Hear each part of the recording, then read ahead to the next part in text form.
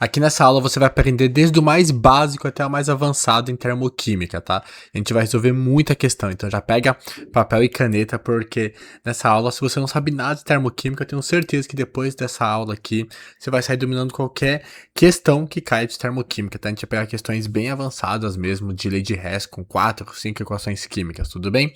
E essa aula aqui, ela faz parte lá do mapa da FUVEST, que é meu curso preparatório específico em exatas para a FUVEST. E se você quiser conhecer mais como que funciona, o link tá aqui embaixo para você conhecer o mapa da FUVEST, onde tem todas as aulas, o curso completo de Química, Física e Matemática, e também faço construção de todo o seu cronograma, de todo o seu planejamento de estudos, até a segunda fase da FUVEST, tá? Acesso por 1 ano. Então, se você quiser conhecer mais do mapa da FUVEST, o link tá aqui na descrição, mas bora para a nossa aula de termoquímica. Chegamos no nosso tão esperado assunto de termoquímica. Essa é com certeza uma das aulas que eu mais estava com vontade de gravar aqui por o mapa, que é a parte de termoquímica, porque eu acho bem interessante, assim, muito prático, sabe? A gente vai fazer bastante conta e é bem interessante mesmo a aplicação desse estudo aqui da termoquímica. E isso daqui vai ser muito conectado com os próximos temas que nós veremos, por exemplo, que será aqui dentro de Química 3, que será a parte de cinética química. Então vai tomar muito o que nós estudarmos aqui na parte de termoquímica, tá? Então serão boas aulas de termoquímica com nível de aprofundamento primeira e segunda fase da FUVEST e de todos os demais vestibulares paulistas também. Então, para entender a parte da termoquímica. Termoquímica, entenda o seguinte, vai ser a parte onde a gente vai estudar o calor envolvido em reações químicas. Como assim? Uma reação química, ela pode liberar calor. Ou seja, quando ela acontece, ela torna o meio mais quente, ela libera calor. Ou então, uma reação química, ela pode precisar de calor para que ela aconteça. Ou seja, ela pega o calor do meio e para que aconteça. Daí o que acontece? A temperatura do meio diminui. Então, a termoquímica vai ser justamente a parte onde nós vamos estudar o calor envolvido em uma reação química. Envolvido em uma reação química. E de onde que vem esse calor envolvido em reações químicas? O que é uma reação química? É quando você sai de uma substância e você chega em outra substância. Beleza. Mas para você sair de uma substância para outra, o que você precisa? Quebrar ligação interatômica. Lembra? Quando a gente fala em mudança de estado físico, é quebra de ligação intermolecular. Quando a gente fala de mudança de uma substância para outra, uma reação química, nós temos uma quebra de ligação interatômica e a formação de novas ligações interatômicas. Para que uma ligação química quebre, você precisa fornecer energia. Você precisa fornecer energia para que uma ligação química quebre. E quando uma nova ligação química é formada, ela libera energia. Então, a energia térmica associada a uma reação química está justamente nisso, na quebra de ligações e formação de novas ligações. Quebra de uma ligação química, ela vai precisar de calor. Formação de uma ligação química, ela libera calor. Se o total de calor envolvido na quebra for maior do que o total de calor envolvido na liberação de energia na formação das novas ligações químicas, nós vamos ter um tipo específico de reação química. Caso o contrário aconteça, caso o total de calor liberado seja maior do que o total de calor consumido na quebra das ligações químicas, nós vamos ter outro tipo de ligação química. Então, esse vai ser nosso estudo. A gente vai estudar basicamente isso. Como que acontece o calor envolvido nas reações químicas e o mais importante de tudo, nós vamos aprender a calcular isso daqui. Certo? Então vamos lá. Então, termoquímica, antes da gente entrar de fato aqui, eu gosto desse panorama para você ter uma noção de o que a gente vai estudar aqui, certo? Mas não se preocupa, tá? Se nessa explicação inicial você se perder em algum momento. Isso aqui é só para você ter uma noção panorama, tá? A gente vai estudar algo relacionado com calor liberado e absorvido em reações químicas. Eu sei que esse calor está relacionado a quebra de ligação química, de ligações entre átomos, formação de novas ligações químicas. Então vai ser isso que a gente vai estudar nessa e nas próximas aulas de termoquímica, tá? Então, beleza. O primeiro conceito que aparece para a gente aqui é o conceito de entalpia, que nós vamos representar por H, tá? Então, agora, a partir de agora, quando você ver H, lembra de entalpia. Entalpia, basicamente, é o calor envolvido em uma reação química. É isso, é o calor envolvido em uma reação química. Conceitualmente, a entalpia é definida como o calor potencial de um sistema. Mas, de maneira prática, quando falar entalpia de uma reação, é de 400 joules. Então, estou falando, nessa reação, ela absorveu 400 joules de energia. Quando fala entalpia, pense em energia, tá? Então, vamos lá. Se a entalpia é o calor potencial de um sistema, vamos considerar uma reação dos compostos A e B reagindo, formando C e D. Nós temos o quê? A entalpia dos reagentes, o calor associado aos reagentes e o calor associado aos produtos. Então eu tenho a entalpia H dos reagentes e o H dos produtos. Então eu vou definir algo chamado de ΔH, que vai ser o quê? A entalpia dos produtos menos a entalpia dos reagentes. A entalpia dos produtos menos a entalpia dos reagentes. Isso aqui vai ficar mais claro quando a gente vê um pouco melhor de maneira mais prática como isso aqui acontece. O primeiro tipo de reação que nós temos é aquilo que nós chamamos de reações exotérmicas. O que é uma reação exotérmica? É uma reação que libera calor, ela perde calor. Ou seja, no começo ela tem mais calor do que no final. Como assim? Vamos ver em um gráfico. A partir dessa aula, nós vamos ver muito. Basicamente, tudo que a gente for estudar aqui em termoquímica, a gente vai tentar colocar em um gráfico para ter uma visão melhor do que acontece. Então aqui você está vendo um gráfico e é o seguinte. Isso aqui, que seria nosso eixo X lá na matemática, ele está representando aqui o caminho da reação. Como assim? O tempo que essa reação demora para acontecer. E aqui naquilo que seria o eixo Y, nós representamos o que? O H, a entalpia, tá? Então olha que interessante. A reação então está acontecendo aqui e eu tenho os reagentes. Você está percebendo que os reagentes eles possuem uma entalpia que eu chamei de HR? Beleza. Aí eu tenho os reagentes e aqui os produtos. Aí aconteceu a minha reação. Agora perceba que os produtos eles têm uma entalpia que eu chamei de HP. Agora, você concorda comigo que o gráfico está deixando muito claro que a entalpia dos reagentes é maior do que a entalpia dos produtos? É maior, né? Então, nesse caso, vamos pensar.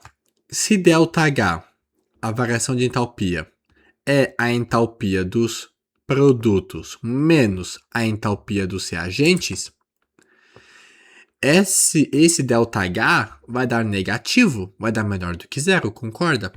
Porque a entalpia dos produtos é menor do que a entalpia dos reagentes. Olha só a entalpia dos produtos. Eu tenho menos calor do que eu tinha no começo. Então, uma reação exotérmica é uma reação onde eu tenho a liberação de calor. Consequentemente, o ΔH é negativo. Por quê? Ela liberou o calor. Então, no começo eu tinha mais calor do que no final. Então, vamos pegar um exemplo aqui. Eu tenho, por exemplo, o carbono grafite, né? A forma isotrópica do carbono grafite, reagindo com oxigênio, formando CO2. ΔH igual a menos 394 kJ por mol. O que significa isso? Esse ΔH você sabe que é a variação de entalpia. Tá negativa porque você já sabe que é uma reação exotérmica. Então, se eu fosse representar isso aqui nesse gráfico, ficaria assim, ó. Ficaria aqui, ó. Aqui em cima a entalpia dos reagentes seria o quê? A entalpia do carbono grafite reagindo com o gás oxigênio. E aqui a entalpia dos produtos, o produto nesse caso é o CO2 gasoso. Certo? Esse menos, você já sabe que, esse intervalo aqui, esse gap de energia é de 394 kJ, certo? Essa é a quantidade de energia, a diferença. O que significa isso? Que Carbono reagindo com oxigênio forma CO2 e nesse processo acontece a liberação de 394 kJ. E perceba que tem 1 mol, kJ por mol. Ou seja, esse é o calor liberado para cada 1 mol de gás carbônico formado. Certo? Então, 1 mol de gás carbônico formado essa reação libera 394. Por isso que nós colocamos a entalpia de uma reação sempre por mol, para mostrar, ó, esse é o valor da entalpia para cada mol do produto formado. Certinho?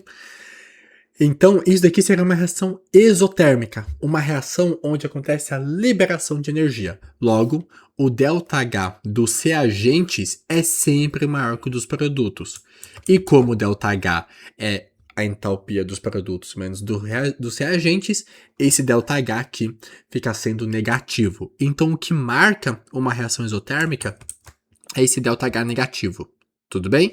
Reação exotérmica, uma reação que libera calor. Quer ver uma reação de maneira prática? Uma reação que libera calor é a reação de combustão, né? Quando você tem o motor de um carro funcionando, você tem uma reação de combustão, né? A reação que está acontecendo ali é a queima do combustível. Uma reação exotérmica, por isso que o motor esquenta.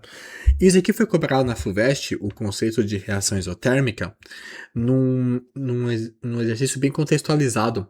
Ele falava que em países, né, onde a temperatura é muito baixa, né, países de alta latitude, eles desenvolveram uma luva que é o seguinte: essa luva ela possui alguns compostos químicos. Tem a luva e tem meio que uma bolsa com um líquido ali dentro. Quando estava muito frio, bastava a pessoa chacoalhar bastante a mão, que daí aqueles compostos ali dentro, eles reagiam.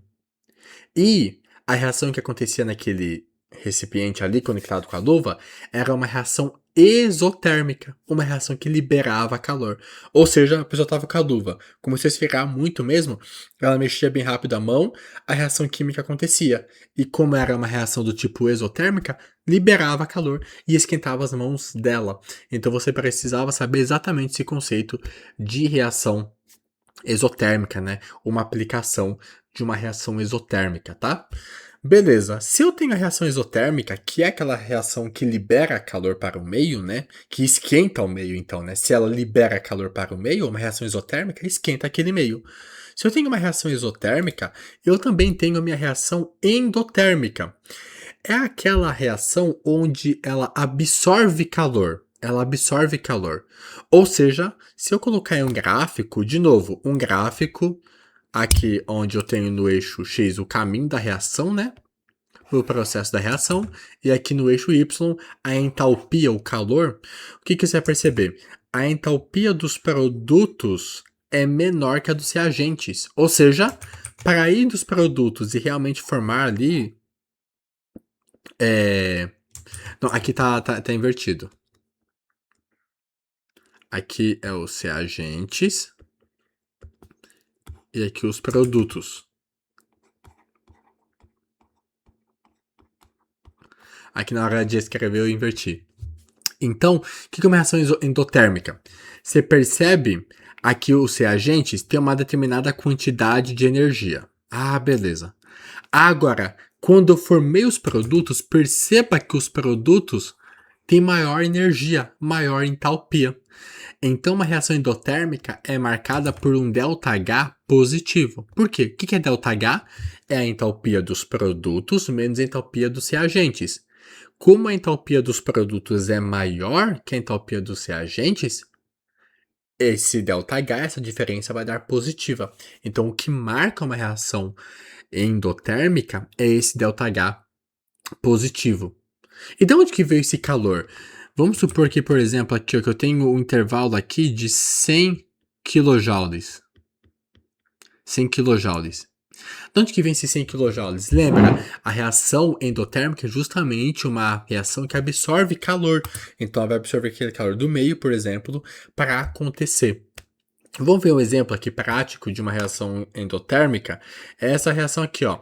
Eu tenho um gás nitrogênio, eu tenho um gás nitrogênio reagindo com gás oxigênio, ó. Gás nitrogênio reagindo com gás oxigênio, formando o monóxido de nitrogênio, né? ΔH mais 180 kJ. Beleza? O que tá falando? Que nessa reação aqui, para formar esses 2 mols de monóxido de nitrogênio, eu precisei absorver 180 kJ de energia. Tudo bem? Então, como eu tenho um ΔH positivo, eu sei que é uma reação do tipo endotérmica, uma reação que absorve calor para acontecer. ΔH positivo. E agora que a gente já sabe o que é uma reação endotérmica, exotérmica, é bem interessante a gente perceber o seguinte, ó. Vamos voltar no exemplo lá em cima, onde, por exemplo, eu tinha falado dessa reação exotérmica aqui, ó, que é o carbono grafite reagindo com oxigênio, formando CO2. Eu sei que é uma reação exotérmica, eu posso ver pelo gráfico e posso ver diretamente pela reação. Esse ΔH aqui, ó, com sinal negativo, uma reação exotérmica. Só que perceba que quando eu faço a reação inversa, ó, aqui eu tenho carbono grafite reagindo com oxigênio, formando CO2. Agora, se eu pegar o inverso, o que é a reação inversa? A reação inversa... Nossa, aqui eu esqueci de inverter. Se eu pegar a reação inversa, que seria o quê? Ah, não, tá certo. Aqui é a outra forma de escrever. Perdão. Daqui a pouco eu vou chegar no que eu quero explicar aqui de fato. Que é o seguinte, ó. Se eu pegasse essa reação aqui, a ida dela, ela é exotérmica, certo? Carbono grafite reagindo com oxigênio forma CO2. Beleza, reação exotérmica. Agora, se eu conseguisse pegar ela no sentido inverso, ou seja, CO2 sendo quebrado em carbono, grafite e oxigênio, a entalpia dela inverte o sinal. Então, ela seria endotérmica. E a entalpia, mesmo valor, 394 kJ por mol. Perceba que para ir dos reagentes até os produtos, ou dos produtos para os reagentes, o intervalo aqui, o gap, é o mesmo, o que vai mudar o sentido. Então, olha que interessante. Uma reação, se na ida ela é exotérmica, por exemplo, essa reação aqui, ó, a inversa, ela no sentido inverso, é endotérmica. Tudo bem? A mesma ideia aqui, ó, essa reação aqui que a gente viu. A gente sabe que ela, nesse sentido, nitrogênio com oxigênio formando monóxido de nitrogênio, ela é endotérmica, beleza. Agora, se eu pegar a reação inversa, que seria o quê? O monóxido de nitrogênio sendo quebrado em gás nitrogênio e oxigênio, eu sei então que a volta dela, a reação inversa, é exotérmica. Tem sinal inverso. O valor da entalpia em módulo é o mesmo, só muda o sinal. Tudo bem? Beleza. Agora, de fato, o que eu escrevi aqui, né, que eu vou mostrar, é o seguinte. Existem duas formas, tá, de você de você escrever uma reação como endotérmica ou exotérmica. A primeira forma é o seguinte. Você vai escrever a reação normal e no final dela, o que você vai fazer? Vai colocar um ponto e vírgula e aí você vai colocar o ΔH. Nesse caso, o ΔH com sinal negativo, né? Para mostrar que é uma reação exotérmica. E por convenção, nós colocamos quilojoules por mol, tá? É mais comum a gente colocar por mol, para cada mol de produto formado. Porém, a gente, por exemplo, pode representar uma reação exotérmica dessa forma, ou então dessa outra forma aqui, que é o seguinte. Tem um carbono grafite reagindo com gás oxigênio, formando o CO2 e mais 394 kJ para cada mol de CO2 formado. Perceba, nessa segunda anotação, a energia ela entra como um dos produtos. E é interessante essa anotação, porque ela está mostrando, ó, você reagiu carbono grafite com oxigênio, formou CO2 e também energia. Você também liberou energia. Então, essa segunda anotação aqui, ela é menos utilizada. A mais utilizada nos vestibulares é essa primeira anotação aqui, onde você pega a fórmula, separa com ponto e vírgula e coloca o ΔH ali. Porém, você também pode ter essa segunda notação. Essa segunda notação eu acho que dá uma visão mais química do que está acontecendo de fato. Ó. Você formou CO2 e energia, sim, você liberou energia, tá? Aí a mesma ideia com reação endotérmica, tá? Então a reação endotérmica você pode escrever ela assim, ó, e aí colocar o ΔH no final, você coloca ponto e vírgula no final, coloca ΔH, e aí o sinal de positivo já está mostrando que é uma reação endotérmica. Então você pode escrever uma reação endotérmica dessa forma ou dessa segunda forma aqui. Que é o seguinte, ó. Olha que interessante. Você vê que você tem nitrogênio com oxigênio e com energia. Sim, a energia entra como se fosse um dos produtos. Por quê? Imagina que você pôs ali, juntou nitrogênio com oxigênio e mais energia. Você vai ter que dar energia para aquilo acontecer. Então eu gosto dessa segunda notação da reação exotérmica e da endotérmica, porque é legal que você consegue posicionar bem a energia, né? Então vamos voltar aqui, ó. Na exotérmica, é como se a energia fosse um dos produtos, ó. Você forma aquilo que você quer de fato e também forma energia. Não é que você forma energia, né? Mas você libera energia. Aqui, na reação endotérmica, a energia aparece como se fosse um dos reagentes. Você vai, beleza, você quer misturar nitrogênio e oxigênio e formar NO, beleza. Óxido de nitrogênio, legal. Só que você vai ter que acrescentar também energia, 180 kJ de energia ali para essa reação acontecer, certo? Então, essa é a segunda notação, a segunda forma de representar uma reação termoquímica, né? Porém, como eu tinha falado no início, é mais comum a gente representar assim, tá? Com ΔH no final. Tudo bem? Mas eu gostei de mostrar eu quis mostrar essa segunda notação justamente para você estar preparado para qualquer tipo de abordagem aqui desse tema, tá? Beleza. Então a gente já entendeu a ideia básica, né? Reação endotérmica, aquela reação que absorve calor para que ela possa acontecer, certo? E a reação exotérmica é aquela reação que libera calor, né? Que tem o ΔH negativo. Agora, nosso ponto vai ser o seguinte: a gente vai estudar os fatores que influenciam no ΔH. O que faz com que uma reação libere mais ou menos energia? O que faz com que uma reação precise absorver mais ou menos energia para acontecer?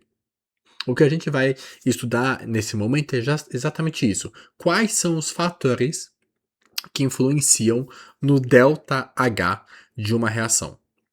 O primeiro fator que influencia é a sua forma alotrópica.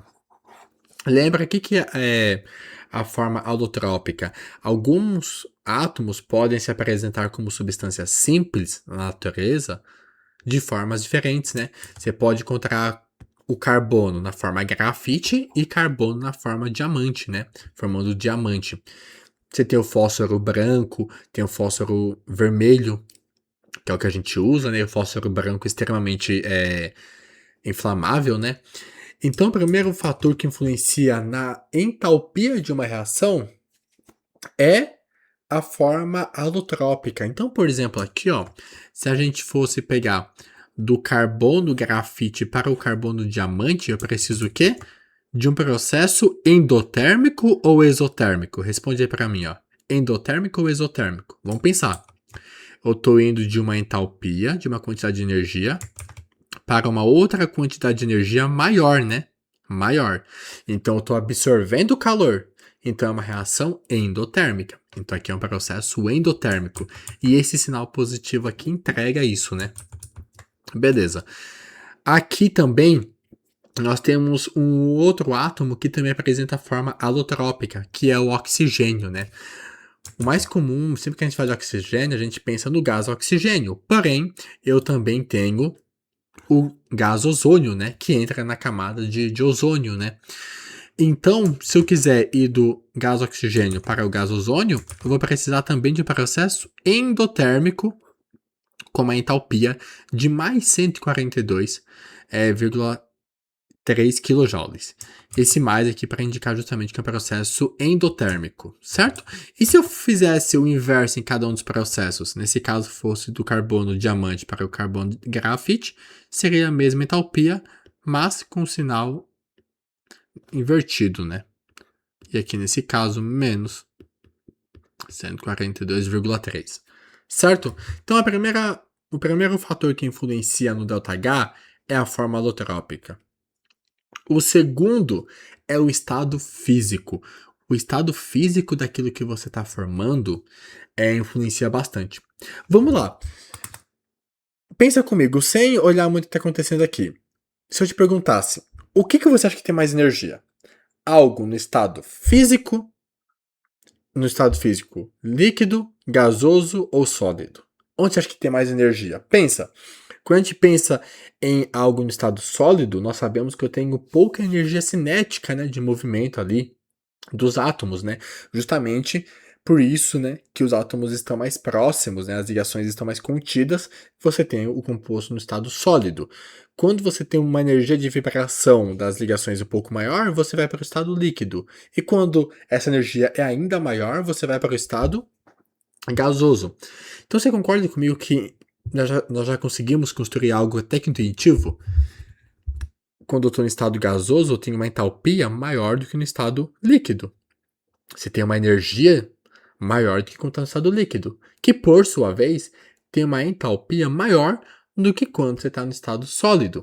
Então vamos ver isso de maneira no gráfico aqui, nós temos o seguinte, então, olha, por exemplo, se eu colocar substâncias nos seus diferentes estados em um gráfico, o que nós teremos? O composto no estado gasoso é o que possui maior entalpia. Depois vem no estado líquido e, por último, no estado sólido. Então, o que acontece? Se você formar o composto no estado gasoso, você vai ter uma entalpia diferente do que se você formasse aquele composto no estado líquido, que seria diferente, por sua vez, da entalpia liberada caso aquele composto tivesse um estado sólido. E isso vai ser muito importante. Daqui a pouco, quando nós vamos trabalhar com as equações em si, com o cálculo, um dos pontos mais importantes, né? Essa parte vai ser chamada de lei de Hess, que nós vamos estudar nas próximas aulas. Um dos pontos mais importantes aqui na termoquímica é você sempre olhar os índices, né, que mostram o estado físico. Tá no estado gasoso, estado líquido, estado sólido, aquoso, o que está acontecendo ali? É bem importante a gente analisar em que estado físico que tá, tudo bem? Justamente porque nós sabemos que no estado gasoso, maior entalpia, no estado sólido, menor entalpia possível. E no estado líquido, aquela entalpia entre a do estado gasoso e entre a do estado sólido. Outro fator que influencia também na entalpia de uma reação é o calor envolvido.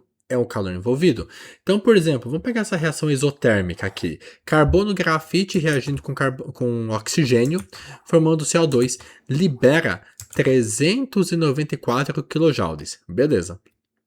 O que eu fiz?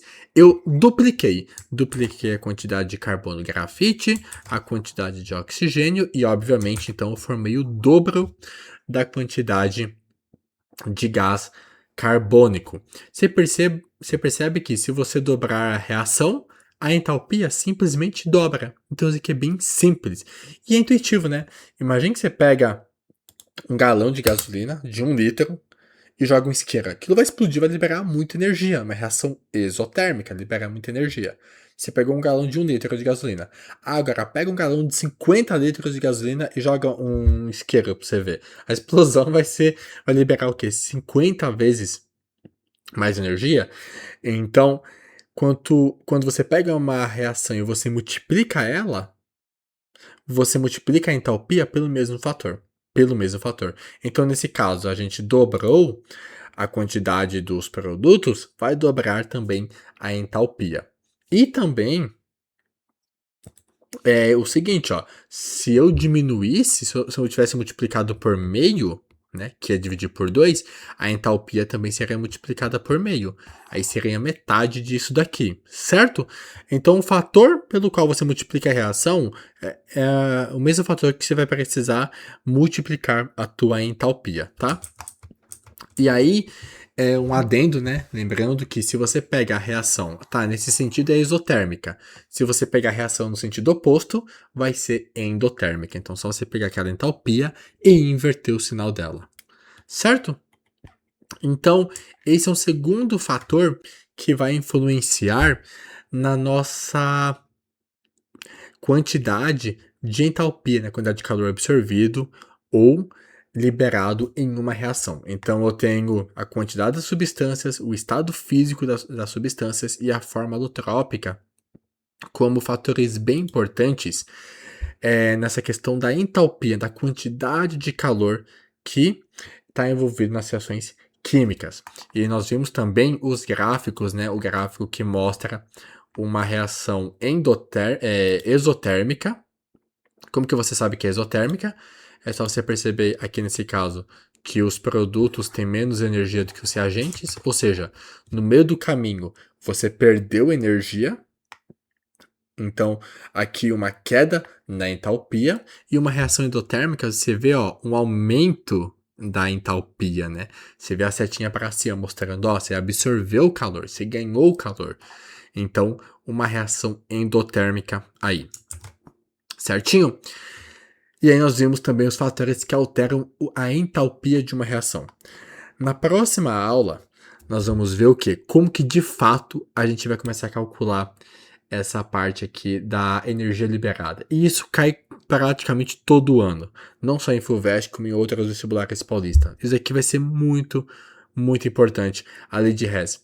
E a lei de Hess vai ser um momento bem marcante para você, se você ainda não estudou essa parte de termoquímica, porque a lei de Hess é o momento onde a gente vai trabalhar com equações químicas como se elas fossem equações matemáticas. Sabe aquilo da matemática? Tá em lados opostos, mesma quantidade, mesmo sinal, pode cortar. Você pode somar equações, dividir equações. Aqui vai ser a mesma coisa. Então a lei de Hess vai ser o momento aqui da termoquímica onde a gente vai começar a calcular a entalpia liberada. Entalpia liberada, o calor liberado em uma reação, o calor absorvido. Então vai ser esse momento que a gente vai colocar a mão na massa, certo? Então essa foi a nossa aula de introdução à termoquímica. Te vejo na nossa próxima aula, onde a gente vai botar tudo isso aqui em prática com lei de Hess, que é o centro de toda a nossa termoquímica. Então te vejo na nossa próxima aula. Lei de Hess, o centro da nossa termoquímica, né? O que acontece? Até esse momento, a gente sempre foi levado a ver as reações químicas do tipo, eu tenho ali os meus reagentes e eu tenho os meus produtos. Beleza. Isso tá certo? Tá certo. Porém, na verdade, a maior parte das reações químicas não acontecem diretamente reagente formando o produto. É mais comum que uma reação aconteça em mais de uma etapa. Por exemplo, essa reação aqui como base, carbono e grafite formando oxigênio. Não, perdão. Carbono e grafite reagindo com oxigênio, formando dióxido de carbono. Quando a gente vê o dióxido de carbono, ele é o produto final. Como assim produto final? Essa reação, na verdade, acontece em mais de uma etapa. Primeiro, quando você sai do carbono e grafite para o oxigênio, inicialmente você forma monóxido de carbono e gás oxigênio. E depois esse monóxido de carbono reage com esse gás oxigênio e então forma o teu produto final, o teu gás carbônico nesse caso. Então eu falo que esse CO, esse monóxido de carbono e esse oxigênio aqui, esse gás oxigênio, eles são o produto, eles formam o produto intermediário. E depois esse produto intermediário aqui, eles vão reagir formando de fato aquilo que é o nosso produto final. Então eu digo que isso daqui é uma reação que acontece em mais de uma etapa. Eu não saio diretamente do carbono e grafite com oxigênio e formo o CO2. Não. Primeiro você forma nesse intermédio aí o monóxido de carbono e o gás oxigênio. Eles vão reagir entre si formando o CO2. Beleza? Só que o que é interessante? O que o Hess percebeu? Ele percebeu o seguinte, ó. Você pode seguir essa reação, então, aqui por esse caminho 1, onde você ia sair desses reagentes e ir para o produto. Essa reação nesse caminho direto, ela é uma reação exotérmica, ou seja, uma reação que libera calor. Essa reação libera 393,3 kJ de energia. Então, essa reação no caminho direto, ou seja, dos reagentes para o produto final, ela libera isso de energia. Agora, vamos olhar a reação acontecendo no outro caminho, onde eu saio do carbono com oxigênio, formando esse produto intermediário aqui. Essa primeira etapa, onde saí do carbono e grafite com oxigênio, formando monóxido de carbono e gás oxigênio, ela liberou 110,3 kJ de energia. Formou esse produto intermediário. E aí, a segunda etapa, quando eu saí desse produto intermediário e fui para o produto final, essa segunda etapa liberou 283 kJ de energia. Então, eu tenho essa reação no caminho 1, onde eu tenho ela acontecendo de maneira direta, ou então eu tenho essa reação no caminho 2, onde primeiro, antes de chegar no produto final, eu tenho a formação de um produto intermediário. Então, olha que interessante. A entalpia do caminho 1 foi de 393,3 kJ. Agora, esse caminho 2, essa segunda alternativa de reação, ela aconteceu em duas etapas. Vamos então ver qual que foi a entalpia desse caminho 2. A entalpia desse caminho 2 vai ser o quê? 110, né? Ele liberou 110,3 e depois liberou mais 283,0. Então, quanto de energia eu liberei no total nesse caminho 2? Vamos somar aqui. Vai dar 3, vai dar 3, vai dar 9, dá 3. Então, no caminho 2, eu liberei um total de 393,3 kJ. E aí, se você perceber, nesse caminho 2, mesmo tendo a formação de um produto intermediário, eu liberei exatamente a mesma quantidade que a reação que acontece em apenas uma etapa. E isso acontece para todas as reações. Então, o Hess, ele tinha esse conhecimento que uma reação poderia acontecer por mais de um caminho. Você poderia, sim, nesse caso, ir diretamente do carbono e grafite para o oxigênio, para o gás carbônico. Você poderia fazer isso por uma única reação, ou então por esse caminho 2, onde eu teria o produto intermediário.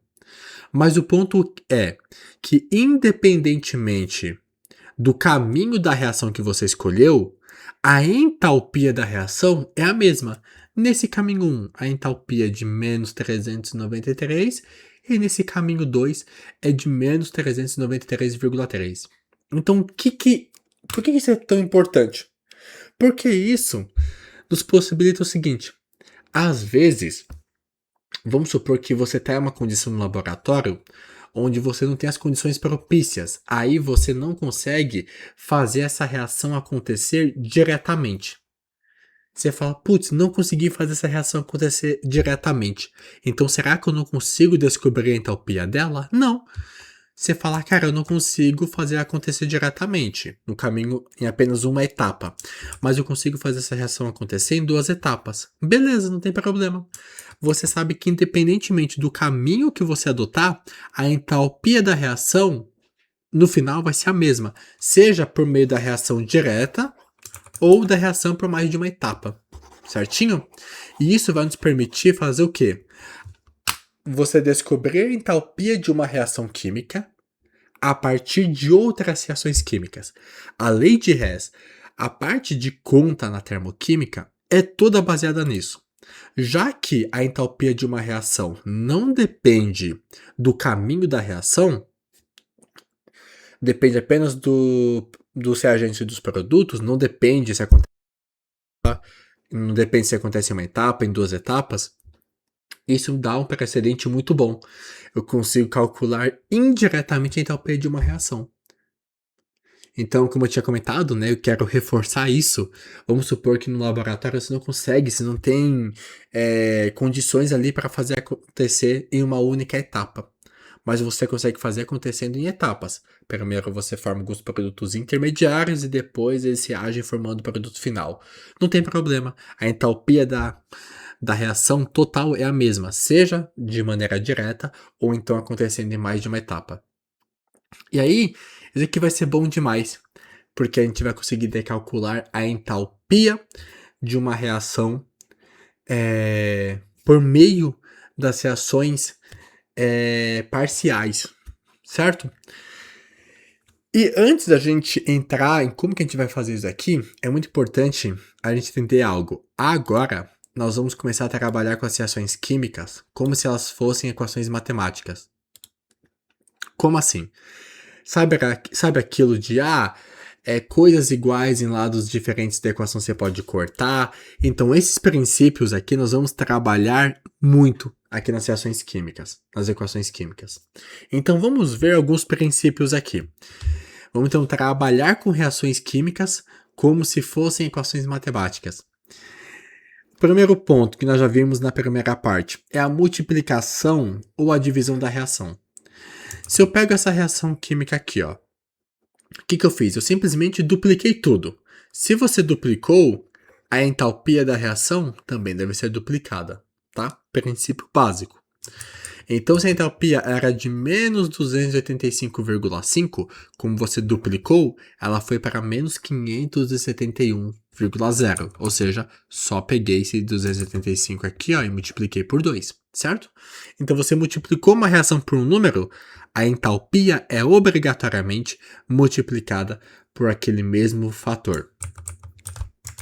E aqui é a mesma coisa, eu multipliquei aqui por 1/3, então a entalpia, que era menos 46,2, foi multiplicada por 1/3, que deu quanto? Menos 15,2. O sinal você mantém e aí você multiplica por aquele mesmo fator que você multiplicou a equação inteira. Primeiro princípio fundamental, a gente vai usar muito isso. Segundo ponto é a inversão da equação. Como eu tinha comentado com você, se a reação no sentido direto é exotérmica, por exemplo, o inverso dela é endotérmico. Ou seja, por exemplo, você tem SO3 reagindo com água formando ácido sulfúrico. Essa ida dela é uma reação exotérmica, entalpia menos 130 kJ. Logo, se eu pegar e fazer ela acontecer no sentido inverso, ou seja, H2SO4, ácido sulfúrico, sendo decomposto em trióxido de enxofre e água, a entalpia dessa reação, eu não preciso nem fazer um experimento para descobrir. Eu sei que vai ser o que mais 130,3 kJ. Quando você inverte uma reação, o sinal da entalpia inverte. Não muda nada. Você só pega o sinal da entalpia e muda. Era negativo, fica positivo. Era positivo, fica negativo. Então, quando você inverte uma equação, você inverte o sinal da entalpia. Fundamental, fundamental. Soma de equações termoquímicas. É muito legal, parece ter um pouco... Você fala, cara, você pode somar reações químicas? Você pode somar sim. E aqui a gente vai usar a mesma ideia daquilo que a gente viu, que a gente via na matemática, né? Você só soma aquilo que é igual. Então, se eu tenho uma molécula de carbono com mais uma molécula... Não, uma molécula de CO2 com mais uma molécula de CO2, tenho duas moléculas de CO2. Mas vamos ver como que acontece isso daqui. Vamos supor que eu tenho essa reação aqui, ó. Tenho essas três reações químicas, né? Termoquímicas aqui, ó. Beleza. Cada uma com uma entalpia diferente. Será que isso daqui, na verdade, não poderia ser representado como uma única equação? Será que eu não poderia representar isso como uma única equação? Ou seja, uma equação de mostra os produtos finais, em vez de essas três equações aqui parciais? Poderia. Isso é muito útil, tá? Quando for fazer essa soma de equações e chegar numa única equação geral, onde eu saio dos produtos e já chego onde eu saio dos reagentes e chego nos produtos finais, eu vou chamar essa equação de equação global. Isso aqui vai facilitar muito, que daí eu vejo de fato o que está sendo formado. Como que a gente vai fazer isso aqui? Vamos fazer da seguinte forma. Primeiro ponto. Você tem substâncias iguais no mesmo estado físico em quantidades iguais, em lados opostos das equações, você pode cortar.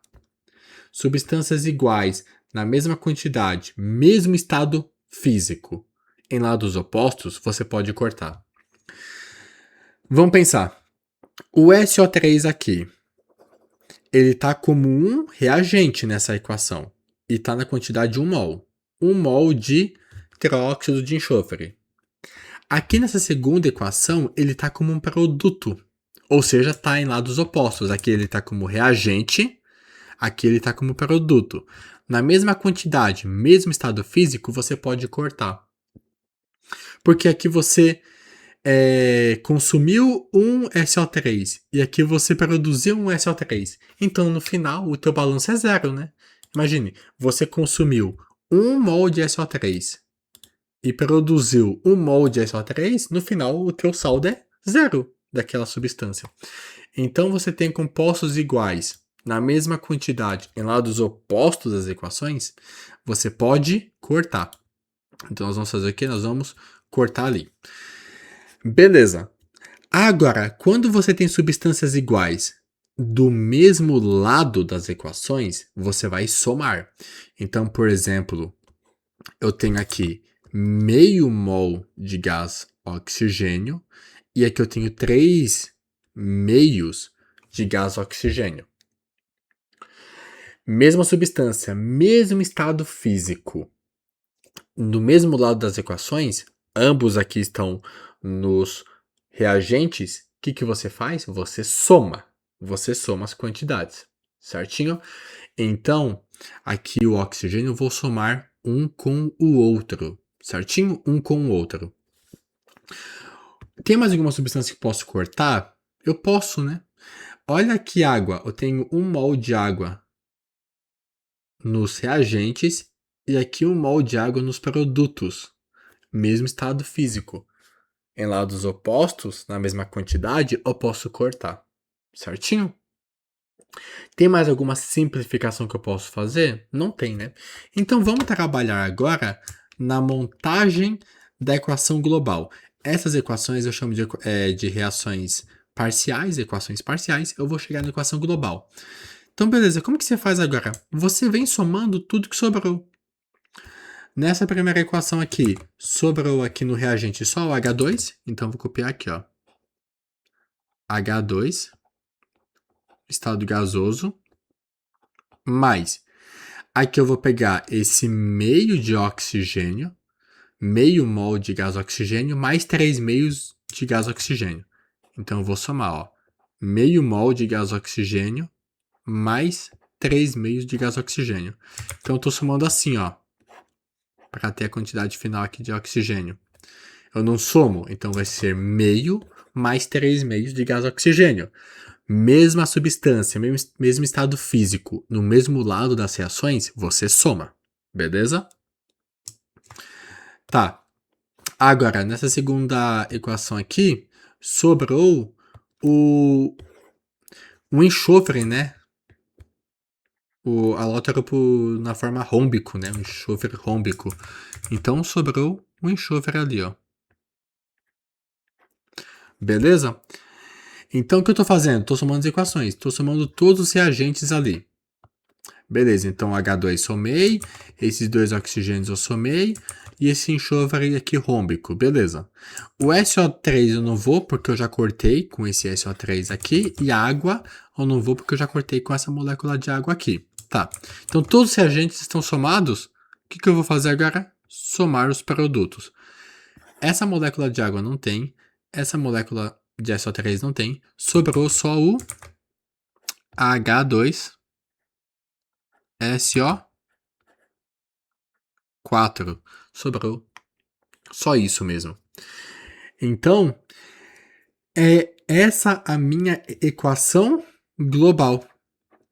Então, olha só, eu peguei uma reação acontecendo em várias etapas, mas no final seria o seguinte: gás hidrogênio reagindo com gás oxigênio e com enxofre rômbico, formando ácido sulfúrico. E agora a entalpia dessa reação global? A entalpia é simplesmente o quê? Eu não vim somando os reagentes, depois vim somando os produtos, agora você vem somando as entalpias. Então, basta a gente pegar aqui, ó, 285,5 mais 395,2 mais 130,3, tá? Então, vamos fazer essa soma. Aqui vai dar 5 mais 2, 7 mais 3, 10. É isso, né? 7, 10, beleza. 5 mais 5, 10. Mais 0 dá 10, mais 1, 11. 11, subi 1 aqui. 8 mais 1, 9. 9 mais 9, 18. Mais 1 é 21. Subiu 2. 2 mais 2, 4. Mais 3, 7, 8. Então a entalpia ali é de 811,0 kJ. E aí o sinal negativo, né? Eu fui somando, né? Menos 285 com menos 395 com menos 130, tá? Ah, e se tivesse aqui um positivo? Você ia fazer a soma, né? Você ia fazer 395 menos 285 menos 130, tá? Só somar ali o que tiver, tranquilo? Então, olha que interessante. Aquela lei de Hess é o que dá embasamento para isso que a gente fez. Então, como que eu posso afirmar que eu sei que a entalpia dessa reação global direta está correta, sendo que eu peguei reações parciais? Porque a lei de Hess fala o seguinte, ó, tá, essa daqui seria a reação pelo caminho direto. Só que ela não acontece assim. Primeiro, você tem que pegar hidrogênio e reagir com oxigênio para formar água. Depois, o enxofre rômbico reagindo com oxigênio para formar teróxido de enxofre. Beleza, você tem as equações por outros caminhos, caminhos parciais, ou formando produtos parciais. Porém, o que a lei de Hess disse? Ela nos diz que a entalpia de uma reação não depende se acontece por um caminho direto ou indireto. Só depende dos produtos, dos reagentes e dos produtos finais. Então, eu posso garantir que essa entalpia aqui dessa reação global está correta. Certo? E esse princípio a gente vai usar demais, tá? De trabalhar com as nossas equações químicas como se de fato elas fossem equações matemáticas. Tudo bem? Então, esse princípio vai ser o que a gente vai usar, por exemplo, na resolução de questões desse modelo. Então, tudo isso aqui vai ser base para a gente resolver equações daquele modelo. Por exemplo, olha que interessante como que funciona. Eu quero que você descubra qual que é a entalpia dessa reação. Qual que é a reação que eu te dei? A reação que eu te dei é C6H6 mais meio mol de gás oxigênio formando CO2 e água. Esse aqui é o benzeno, né? Esse aqui é o ciclo benzeno. Beleza. Como que eu vou saber a entalpia disso daqui? Você fala, cara, não faço ideia. Como que eu vou fazer isso aqui? Você tem que descobrir a entalpia disso. Como que eu te faço? Aqui você concorda que a reação acontecendo em uma etapa, aqui seria aquilo que nós chamamos de equação global, onde você sai dos produtos e já coloca, perdão, onde você sai dos reagentes e já coloca os produtos finais. Você não sabe a entalpia disso, você quer calcular. O que eu te faço? Eu te dou as etapas, as entalpias de cada uma das etapas dessa equação. Então, calma aí. Eu quero saber a entalpia da reação global, onde eu saio direto dos reagentes para os produtos finais. Porém, você me deu a entalpia de cada uma das etapas das equações parciais. Mas o que eu sei? Que não importa se eu fui com essa equação direta ou com essas reações parciais. A entalpia da reação depende apenas dos produtos e dos reagentes.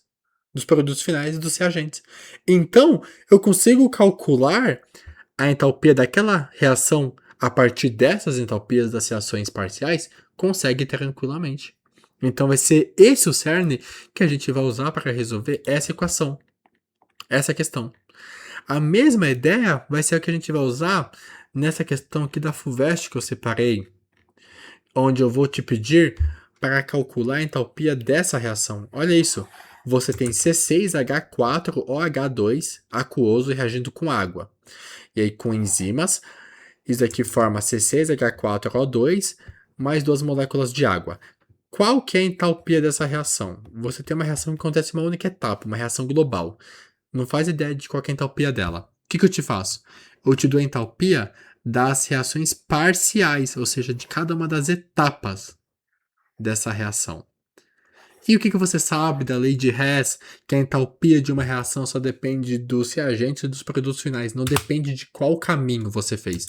Não depende se você fez essa reação em um único caminho, como está nessa equação, ou se você quis fazer ela em diferentes etapas. O ponto é, a entalpia só depende dos reagentes e dos produtos finais. Então, o que significa? Te dá precedente para você saber que você vai conseguir calcular a entalpia dessa reação a partir dessas entalpias parciais. E esse é o nosso cerne de lei de Hess. Como que a gente vai fazer esse cálculo aqui? Então você pegou a base teórica. Nós vimos como que a gente vai trabalhar com as equações químicas como se fossem equações matemáticas. Agora, na próxima aula, a gente vai ficar na prática. A gente vai resolver 3 ou 4 questões de lei de Hess. Como que a gente calcula a entalpia de uma reação global, sabendo as entalpias de cada uma das reações parciais. Então, vem comigo para essa próxima aula, que vai ser uma das aulas mais importantes aqui, com certeza, dentro desse módulo de termoquímica. Então, te vejo na nossa próxima aula. Seja muito bem-vindo, seja muito bem-vinda a mais uma aula do Mapa da FUVEST, e hoje nós vamos trabalhar com a resolução de questões que falam a respeito da lei de Hess. Vamos lembrar rapidinho? A lei de Hess diz o seguinte: a entalpia envolvida em uma reação não depende do caminho pelo qual aquela reação ocorre. A entalpia de uma reação depende apenas dos reagentes e dos produtos finais. Por quê? Vamos relembrar, por exemplo, quando nós pegamos uma reação genérica, A mais B formando C mais D, muitas vezes nós estamos colocando o quê? Os reagentes e os produtos finais. Nós estamos colocando uma reação em uma única etapa. Porém, é muito comum que, na verdade, a reação não aconteça em uma única etapa, mas em sim 2, 3 etapas. Então, por exemplo, você põe A e B para reagir, é comum que eles formem outro produto e depois formem de fato C mais D. Porém, até esse momento, nós sempre trabalhamos com as reações químicas em uma única etapa, né? E você perceber que a dinâmica aqui dessas questões vai ser sempre basicamente a mesma. Ele vai pedir para você calcular a entalpia de uma reação global. E para você conseguir calcular essa entalpia, ele vai dar algumas reações com base para você conseguir calcular a entalpia daquela reação que você quer de fato. Então é muito importante também que você tenha muito claro na sua mente aquilo que nós falamos a respeito de tratar as reações químicas aqui como se fossem equações matemáticas. Se eu tenho substâncias iguais do mesmo lado das reações, exemplo, duas substâncias no lado dos reagentes, eu posso somar as quantidades. Se forem substâncias iguais, no mesmo estado físico, em lados opostos, na mesma quantidade, eu posso cortar. Então é muito importante que você tenha tudo isso muito claro, porque nós vamos colocar tudo isso em prática, certo? Então vamos ver como que isso aqui de fato é cobrado na prova, tá? Então, essa questão aqui, essa primeira questão, é uma questão da FUVEST, e ela diz o seguinte, ó. O besouro bombardeiro espanta seus predadores expelindo uma solução quente. Quando ameaçado em seu organismo, ocorre a mistura de soluções aquosas de hidroquinona, peróxido de hidrogênio e enzimas, que promovem uma reação exotérmica representada por. Então, eu tenho a hidroquinona reagindo com H2O2, formando C6H4O2 mais H2O. O calor envolvido nessa transformação pode ser calculado considerando-se os processos. Então, olha só, ele não deu a entalpia dessa reação. Eu só sei que é exotérmica, então eu só sei que o ΔH dela é negativo. Porém, eu não sei de fato quanto que é essa entalpia. Mas olha o que ele me disse aqui. O calor envolvido nessa transformação pode ser calculado considerando-se os processos. Aí ele me deu 3 reações químicas. A primeira diz que C6H4OH2 ele se decompõe em C6H4O2 mais água. E essa é uma reação endotérmica, né? Entalpia positiva, que absorve 177 kJ para cada mol. Beleza, a segunda reação que ele me deu, água no estado líquido mais meio mol de O2, formando H2O2. Isso aqui também é uma reação endotérmica, com entalpia 95 kJ por mol. E ele me deu uma terceira reação, que diz o seguinte, água no estado líquido se decompondo em gás oxigênio mais gás hidrogênio. E essa reação possui uma entalpia de 286 kJ por mol. Assim sendo, o calor envolvido na reação que ocorre no organismo do besouro é... Então, beleza. Qual é a entalpia daquela reação? Menos 558, menos 204, mais 177, mais 558, mais 585. Beleza. Então, como que a gente vai resolver isso daqui? Primeiro ponto, ele já me disse que é uma reação exotérmica, né? Então a entalpia dessa reação aqui é negativo. Então eu já poderia excluir coisas que não sejam negativas, né? Essa seria a minha ideia, porque é uma reação exotérmica. Mas vamos ver como que acontece no nosso cálculo aqui. Beleza, então a questão é, como que sabendo aquelas reações em etapas, como que eu vou calcular a entalpia dessa reação aqui? E existe uma forma que eu gosto bastante de resolver questões assim. Vamos pensar. Essa é a minha reação base. Então, eu preciso fazer o quê? Eu preciso, a partir dessas reações parciais aqui, ó, em etapas, a partir dessas reações em etapas, eu preciso o quê? Conseguir montar essa equação aqui de cima. Entendeu a lógica? Então você vai pegar, vai somar essas reações uma com outra, vai fazer alguma coisa de forma que, a partir dessas três equações, a gente consiga chegar nessa exata equação. Então essa é a nossa meta. A nossa meta é, a partir dessas três equações, chegar nessa equação aqui. E como que a gente vai fazer isso aqui? Primeira etapa, você vai fazer o seguinte. Vamos olhar os compostos que tem em cada uma das reações aqui, parciais, e vamos comparar com aquela equação lá de cima, para ver se de fato a gente vai usar. Vamos ver, essa substância aqui, ó, C6H4OH2, ela aparece nessa reação aqui que nós queremos chegar? Aparece, né? Aparece aqui, ó. Então aqui eu vou marcar um positivo aqui, ó. Ou seja, essa substância aqui eu preciso manter, porque ela aparece na minha reação que eu quero descobrir a entalpia dela. Beleza. Essa segunda substância aqui, C6H4O2, aparece? Também aparece, então eu preciso manter ela. H2, gás de hidrogênio, aparece nessa reação aqui que eu quero calcular a entalpia? Aqui não tem gás de hidrogênio, né? Então esse H2 não me importa, ou seja, eu preciso eliminar ele. Então aqui eu marquei com um xizinho aquela substância que eu quero eliminar. Então eu preciso manter essa e preciso tirar esse H2. Ele nem aparece na equação que eu vou determinar a entalpia. Beleza. Vamos para a segunda equação aqui de baixo. Embaixo eu tenho água no estado líquido. Eu tenho água no estado líquido? Tem, né? Aqui, ó. Então a água aqui no estado líquido eu preciso manter também.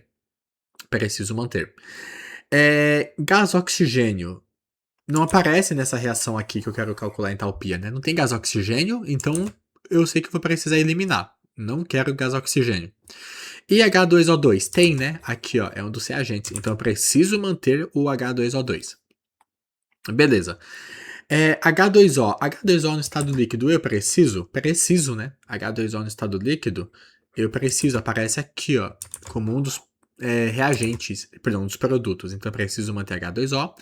Gás oxigênio também preciso manter? Não. O gás oxigênio não tem nessa reação aqui, né? Então eu preciso eliminar isso daqui. E o H2? H2 também preciso eliminar. Beleza. Então, vamos lá. Então, tudo que tá com um checkzinho aqui de correto é as substâncias que eu vou manter e tudo que tem xizinho é as substâncias que eu vou eliminar. Por quê? Lembra, eu quero a partir dessas reações parciais aqui chegar nessa. Então, tudo que não aparecer nessa reação aqui, eu tenho que eliminar. Beleza. Então, a gente vai precisar eliminar o quê? A gente vai precisar eliminar esse H2 e também vamos precisar eliminar gás oxigênio, né? Então a nossa ideia vai ser o seguinte, como que a gente vai eliminar o H2? Vamos começar eliminando o H2 da reação, depois a gente vai eliminar o gás oxigênio, beleza? Como que você faz para eliminar? Vamos ver duas equações que aparecem um H2. Eu vou chamar assim para ficar mais fácil. Essa equação, equação 1, essa segunda equação, equação 2, e essa daqui, terceira equação. O H2, o gás hidrogênio H2, ele aparece na primeira e na terceira. Então o que eu posso fazer? Eu posso eliminar, mas eu consigo eliminar agora diretamente? Não consigo. Por quê? Aqui nessa reação, o H2 tá nos produtos e aqui o H2 também tá nos produtos. Eu não consigo cortar eles, né? Porque para cortar uma substância, eu preciso que ela esteja na mesma quantidade em lados opostos. Então o que eu posso fazer? Eu posso copiar essa equação exatamente como que ela tá, e eu posso inverter essa equação aqui de baixo. Eu vou inverter ela. Aí o H2 vai para os reagentes. Aí eu vou ter o H2 aqui do lado dos reagentes e um H2 do lado dos produtos. Aí eu consigo cortar. E por que eu vou manter essa reação aqui de cima e vou inverter a de baixo? Você poderia fazer o contrário também. Manter a de baixo e inverter a de cima. Mas por que eu prefiro fazer isso? Manter a de cima e inverter essa última aqui? Porque essa substância, ela já aparece nos reagentes. E na equação que eu quero determinar a entalpia, essa substância está nos reagentes. Então eu já vou deixar mais organizadinho. Então o que a gente vai fazer? Eu só vou copiar aquela equação 1. Eu não fiz nada, só vou copiar aquela equação 1, que diz C6H4OH2, estado aquoso. Isso aqui vai se decompor em C6H4O2, aquoso, mais H2, certo? E aí, como eu não fiz nada com essa reação aqui, a entalpia dela continua exatamente a mesma, né? A entalpia dela continua exatamente a mesma. Certinho? Já que é para não cortar, beleza. E a entalpia dela é de mais 177 kJ por mol. Aí o que eu vou fazer? Eu agora vou pegar essa terceira equação e vou inverter. Vou colocar no sentido inverso. Então, no sentido inverso é H2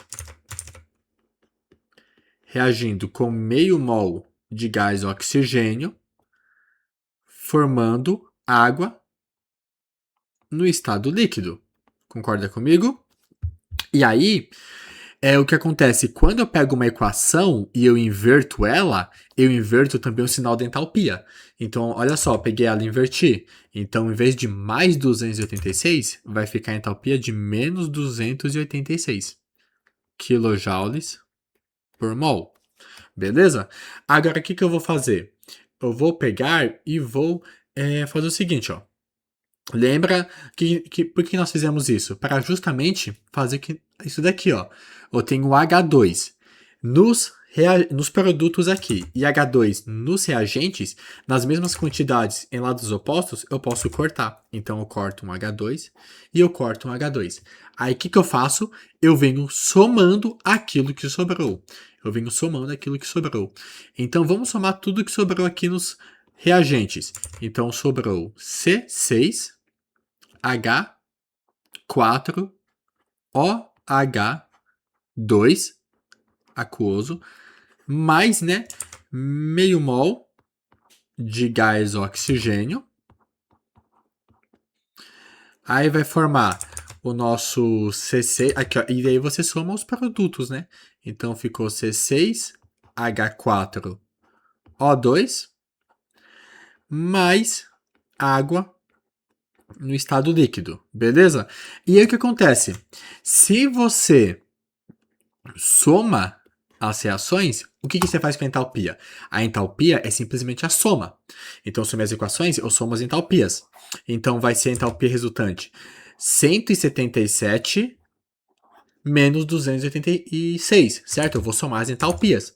Então, isso daqui vai dar quanto? Fazendo a calculadora para ir mais rápido. 177 menos 286 dá menos 109. Então, isso daqui é menos 109 kilojoules mol. Certinho? Beleza. Então, olha só, eu já cheguei numa equação um pouco mais semelhante com aquela equação que eu quero, né? Ó, eu tenho essa substância aqui que eu preciso manter, eu tenho essa daqui que eu preciso manter, eu já consegui eliminar o gás hidrogênio. Beleza. Então, vamos ver nessa equação que eu tenho aqui, né, que eu cheguei, quais substâncias estão corretas. Esse C6H4O2, eu quero manter, né? Olha, aparece aqui na reação que eu vou determinar a entalpia. Então, isso daqui eu preciso manter. Então, esse daqui é um checkzinho. Eu vou manter, tá? Fazer aqui, ó. Então, eu preciso manter gás oxigênio. Nessa reação que eu cheguei, mantive o gás oxigênio. Eu vou precisar de gás oxigênio? Não vou, né? Naquela equação que eu te dei ali, ó, que você quer calcular a entalpia, não tem gás oxigênio. Então, opa, essa reação que eu calculei, eu vou precisar também eliminar esse O2. Ainda não terminou. Esse C6H4O2 eu mantenho, né? Porque ele tá naquela equação que eu vou determinar a entalpia, então eu mantenho. E água também, né? Água também preciso manter. Beleza. Então eu vou precisar sumir com esse gás oxigênio. Beleza. Como que eu posso fazer isso? Eu trabalhei com as equações 1 e 2. Perdão, 1 e 3, né? E eu consegui eliminar o H2. Por que você acha que deu uma terceira equação nessa equação aqui do meio? Porque você vai precisar dela. Olha essa equação 2 aqui. Qual substância que eu preciso eliminar dela? O gás oxigênio, que é justamente a mesma substância que eu preciso eliminar nessa reação que eu cheguei. Então, o que eu posso fazer? Eu tenho essa reação que eu cheguei aqui. Eu posso manter ela, bonitinho, e eu vou inverter essa reação aqui. Porque se eu inverter, vai aparecer meio mol de O2 no lado dos produtos. E aí a mesma substância em lados opostos das reações, nas mesmas quantidades, você corta. Então o que eu vou fazer? Eu vou pegar aquela equação 2 e vou inverter. Eu vou inverter. Então aqui, ó, era água reagindo com gás oxigênio formando H2O2, então eu vou inverter. Então será H2O2, estado aquoso, formando água no estado líquido, mais meio mol de gás oxigênio. E vamos lá.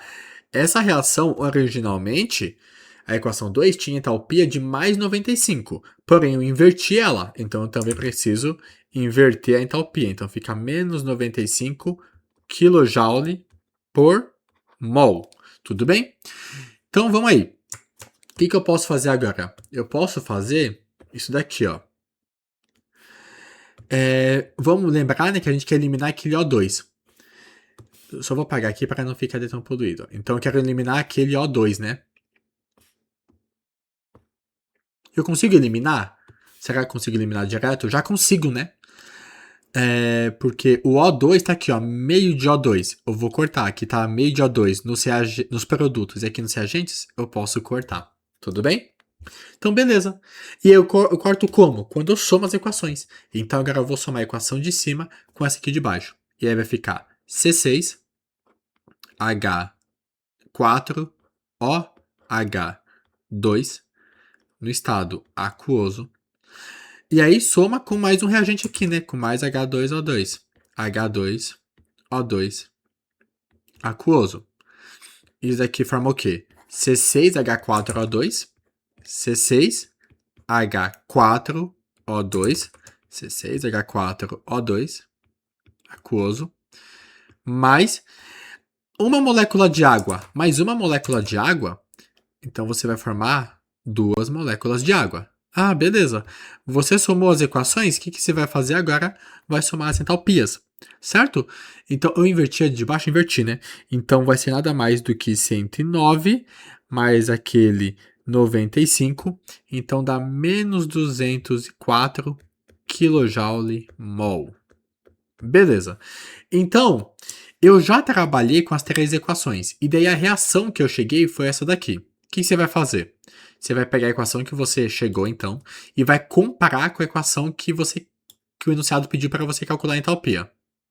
Então, vamos ver se está igual. Ah lá, ó. Vamos ver se está igualzinho. A equação que eu cheguei diz C6H4OH2, a mesma coisa aqui embaixo. C6H4OH2 OH2. Reagindo com H2O2, é a mesma equação que eu cheguei, reagindo com H2O2. Formou C6H4O2, formou C6H4O2. E formou 2 moléculas de água, também formou 2 moléculas de água. Então a entalpia está correta, eu cheguei exatamente na equação que eu queria. O ΔH é de menos 204 kJ/mol. Então nosso gabarito só pode ser letra B. Então você viu que interessante? Nós vamos trabalhando sempre. É sempre essa ideia. Você vai trabalhando com as equações que ele te deu. Você vai trabalhando, vai somando, vai subtraindo as equações até que você consiga chegar naquela equação que de fato você está procurando calcular a sua entalpia, tá? Então você percebe que é um trabalho mecânico assim, mas eu acho bem legal, bem interessante essa parte aqui da lei de Hess. Então vamos fazer mais um exercício para fixar mais, e aí depois no final eu vou fazer algumas observações bem importantes, tá? Então vamos lá. Eu separei mais uma equação aqui, que era... Opa, deixa eu ver se eu coloquei aqui. Eu não tô achando aqui, eu tinha printado ela. Que eu tinha colocado ela por extenso aqui, mas... Ah, beleza. Eu tinha, na verdade, achado um print da prova, só que o print estava com a qualidade bem ruim, então eu acabei escolhendo escrever aqui a equação, certo? A minha letra realmente não é das melhores, eu reconheço, mas eu vou fazer o máximo aqui para ficar bem legível para você. Então vamos olhar essa reação aqui, essa questão. Eu gostei dessa questão porque ela é bem desafiadora. Então, essa questão da Federal de Santa Maria diz o seguinte: com base nas reações, então ele me deu essa reação 1. Ele diz sódio no estado sólido reagindo com gás hidrogênio, reagindo com carbono grafite, reagindo com oxigênio, formando bicarbonato de sódio, tá? Segunda equação, eu tenho sódio reagindo com carbono e grafite, reagindo com gás oxigênio, formando carbonato de sódio. Equação 3, carbono e grafite reagindo com gás oxigênio, formando CO2, né? E ele deu aqui as entalpias de cada uma das reações, todas elas exotérmicas, né? Olha o ΔH negativo aqui, ó, mostrando que todas elas são exotérmicas, beleza?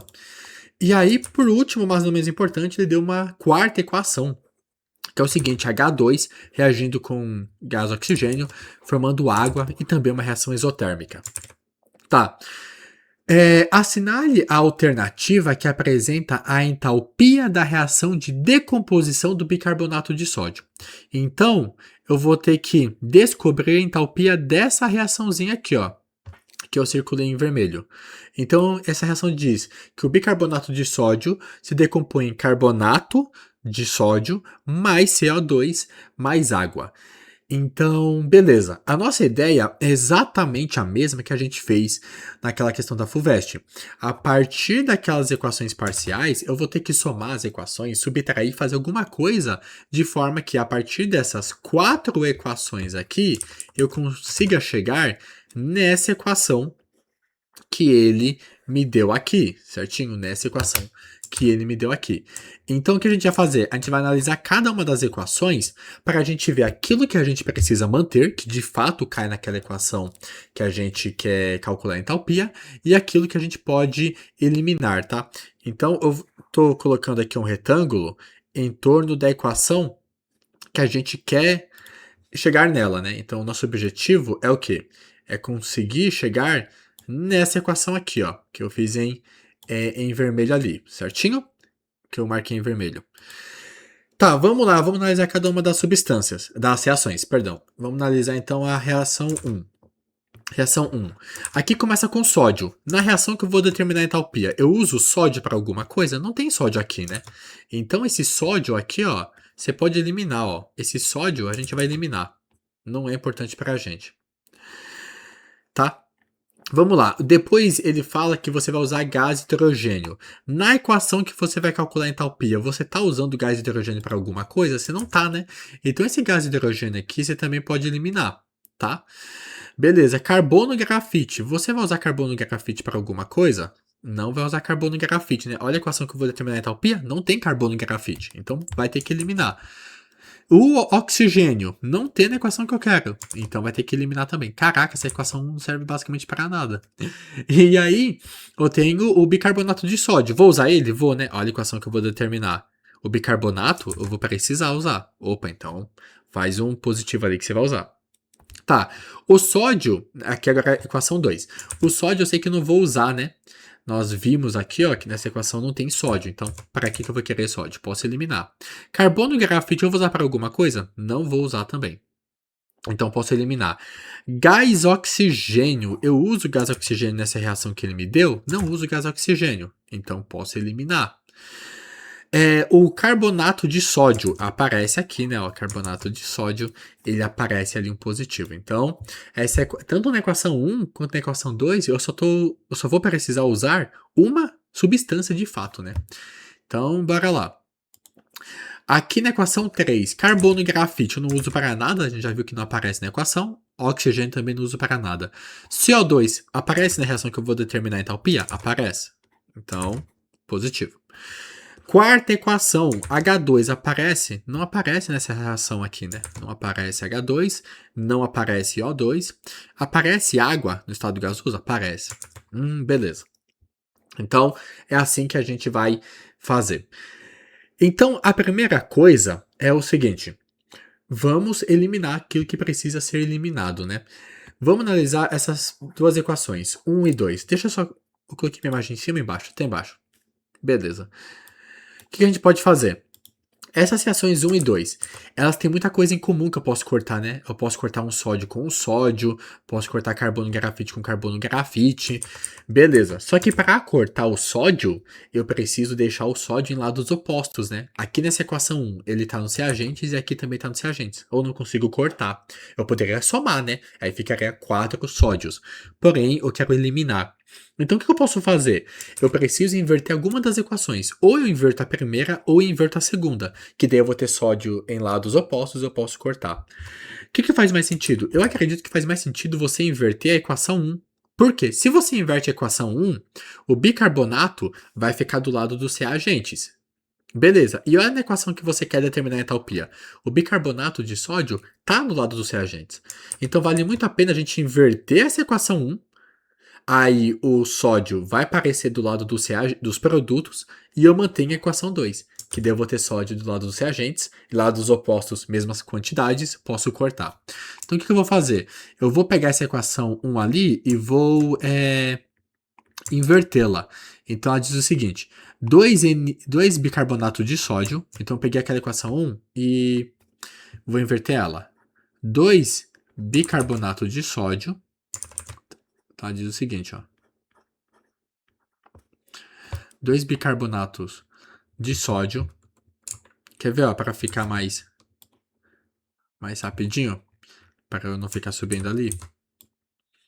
Então a gente está pegando, fazendo o quê? Invertendo aquela equação 1. Então tem 2 bicarbonato de sódio sólido, ele se decompõe em 2 Na, 2 sódios, né? Mais gás hidrogênio, mais carbono grafite, certo? E mais gás oxigênio. Beleza, aí a entalpia, o que acontece? A entalpia vai inverter o sinal, né? Se era menos, agora fica mais. Então fica mais 190,1, 1901,6 kilojoules, né?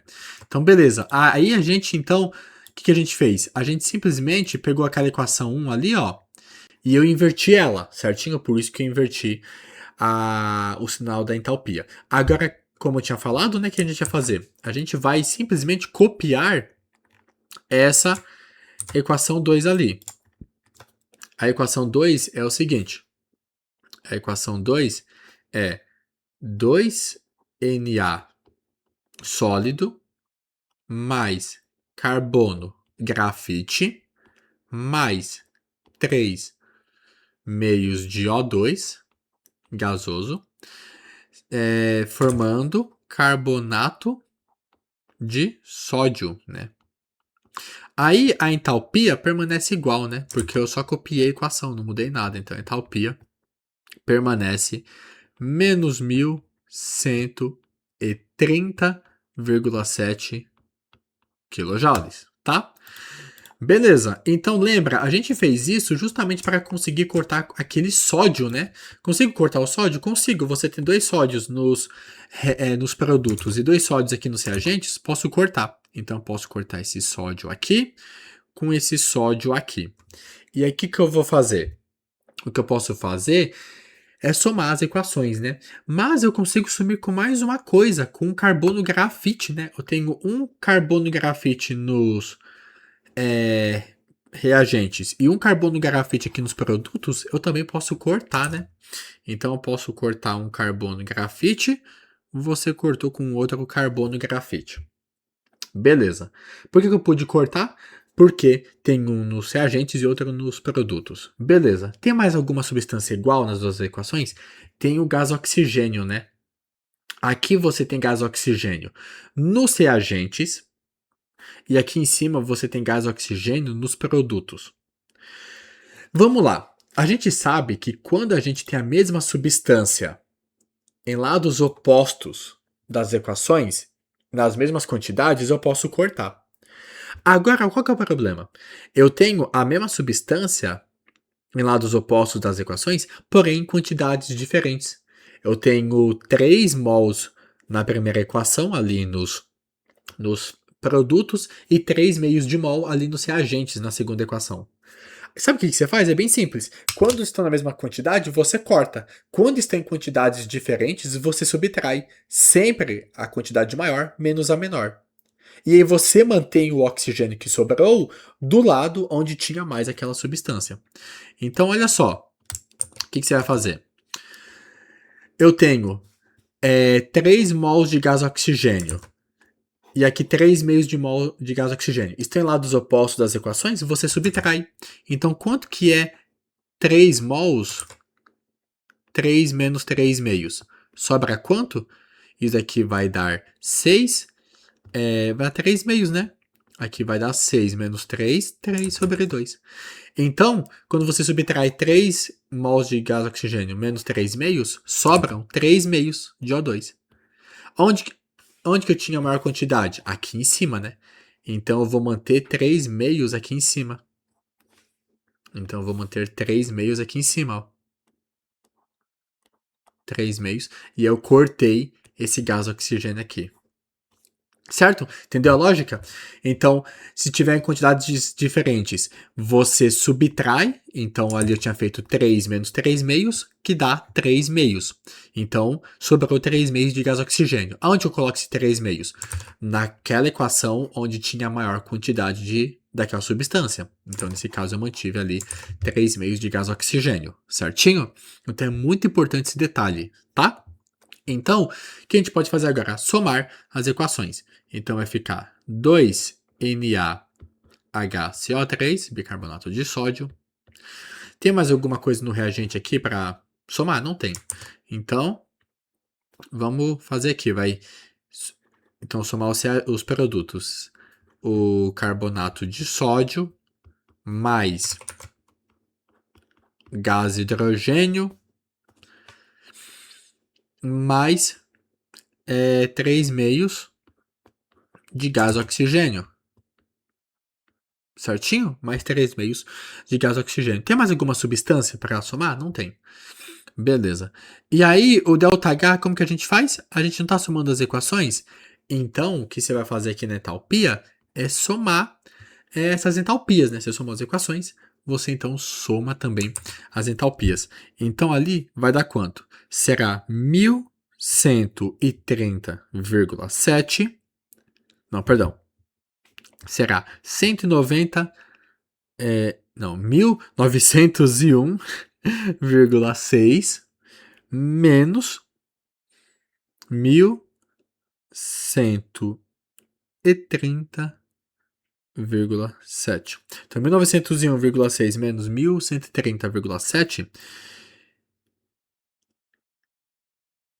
isso daqui vai dar 770,7. 770,7 0,9, perdão, kilojoules mol, tá? Beleza. Então vamos lá. Eu já cheguei nessa equação aqui que eu. Essa equação que eu cheguei, eu acho que já está mais próxima daquela que eu quero determinar a entalpia, né? Olha só. Vamos lá. Essa equação que eu quero determinar a entalpia, ó. O bicarbonato de sódio aparece nela. Aqui também está aparecendo. O carbonato de sódio está certo. Também está certinho. Porém, não tem H2, né? Esse H2 precisa eliminar. E preciso eliminar esse gás oxigênio também. E fazer aparecer CO2 e H2O. Então, vou precisar eliminar esse gás hidrogênio. Vou precisar assumir com esse gás oxigênio.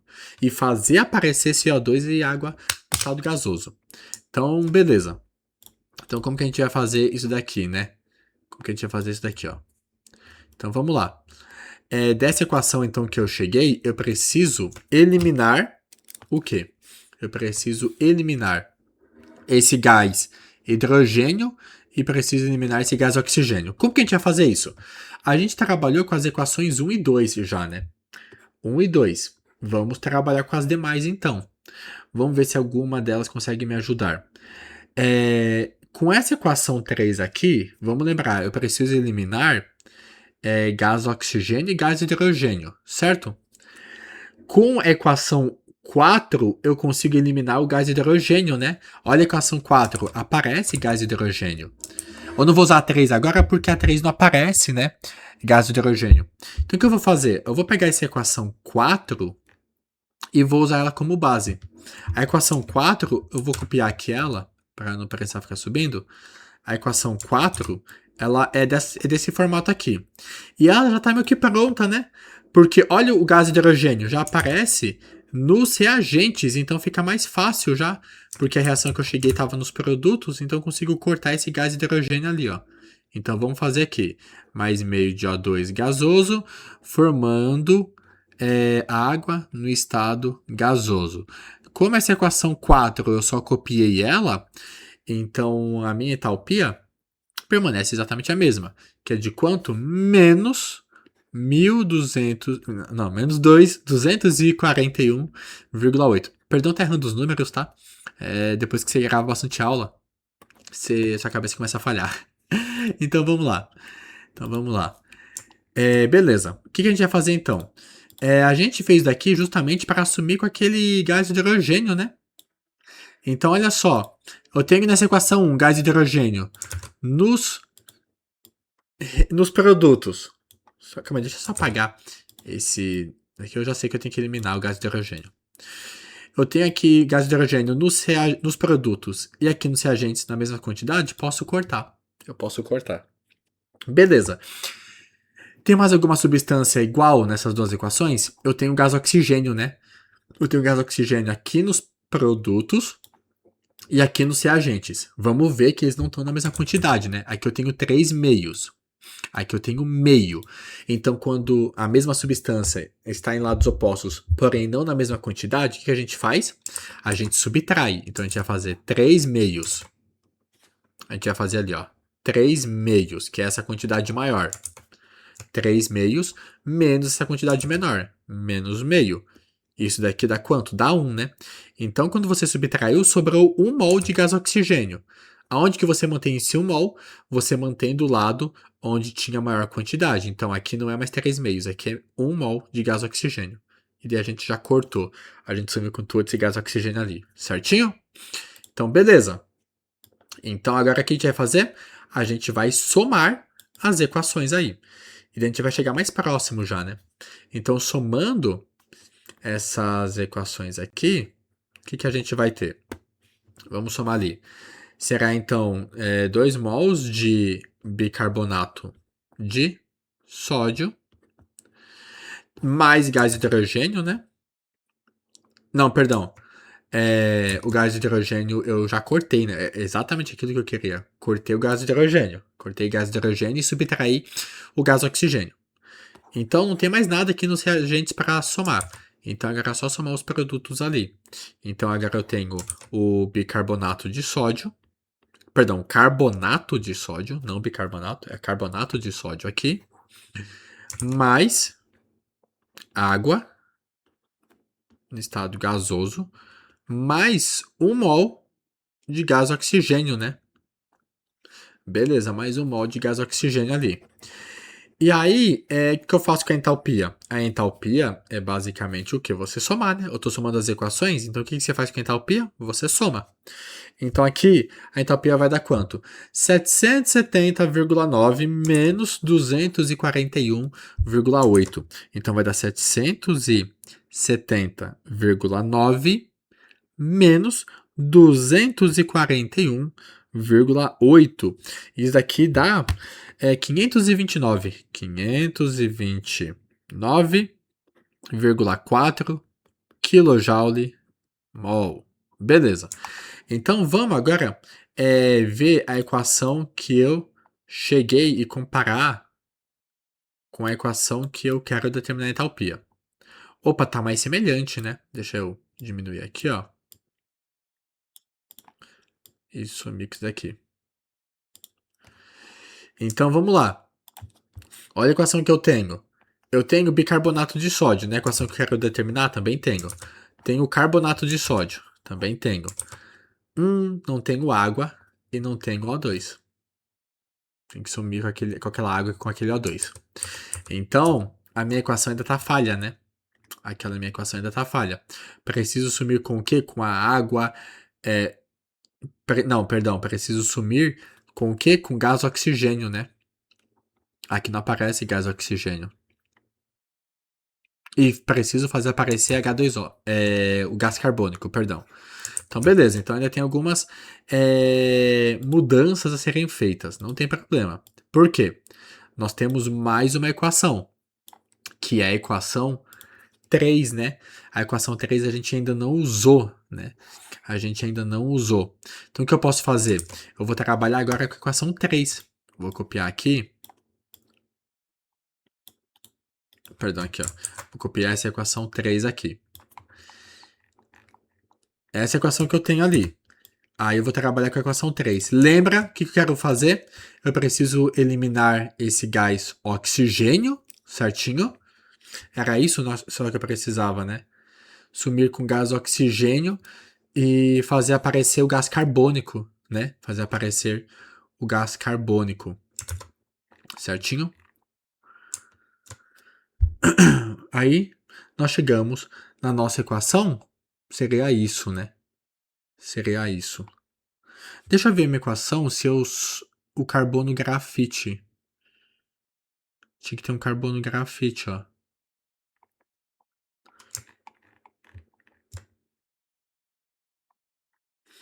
Da primeira eu inverti.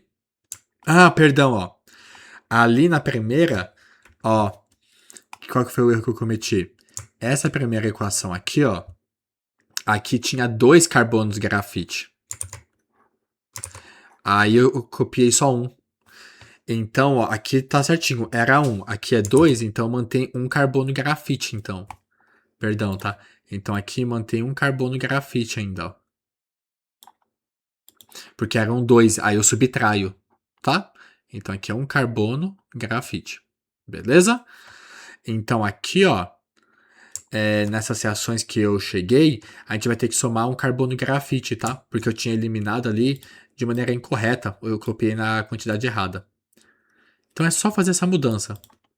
Somar com um carbono grafite. E a entalpia, tá tudo certinho. É só somar o carbono grafite, que eu copiei sendo 1, mas na verdade é 2, né? Então deu aqui 529,4, certinho? Então, esses errinhos acontecem, tá? É comum, porque é muito número. Aí eu errei aquele carbono grafite, tá? Só para ficar bem claro, ó, o que acontece? Quando eu peguei, eu inverti, lembra? Eu comecei invertendo essa equação 1. Quando eu inverti, eu copiei um carbono grafite. E daí eu cortei com esse carbono grafite, porém são 2 carbonos grafite. E aí eu percebi que eu tinha errado justamente por conta dessa última equação. Eu preciso sumir com carbono e grafite nela, né?